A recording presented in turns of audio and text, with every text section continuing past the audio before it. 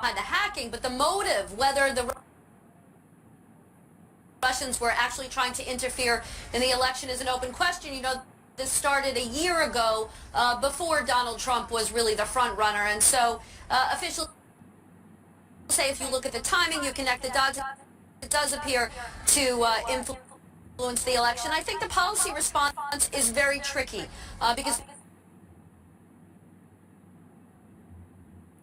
they want to hold Russia accountable for the hacking, but you know, so they might do something symbolic like sanction elements of the Russian military intelligence that could have been responsible. A lot of what they do, I think, will be covert in cyber area, where a lot of things that we don't know about. They want to be effective, but they also don't want to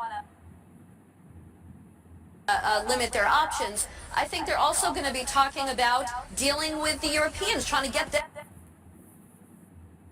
on board, because this is all in the context of what Russia has been doing for Russia-friendly parties across Europe. They're supporting these type of anti-U.S., anti-NATO, anti-EU parties. I think also, Wolf, they're going to be looking at the connection between WikiLeaks and Russia. You know, starting with everybody's focused on Donald Trump, but the connections between Edward Snowden, Julian Assange. U.S. does feel that Russia has crossed a line between hacking the information, which everybody does, and leaking it. So I think that nexus between WikiLeaks and Russia is something that the U.S. is going to be looking at very carefully.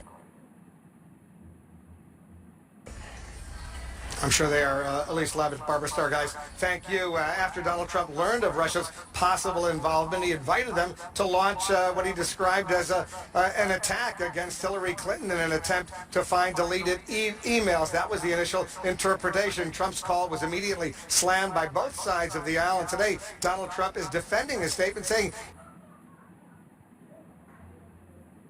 he was never really serious about all of that.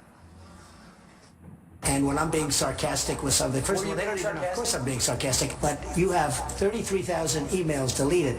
And the real problem is what was said on those emails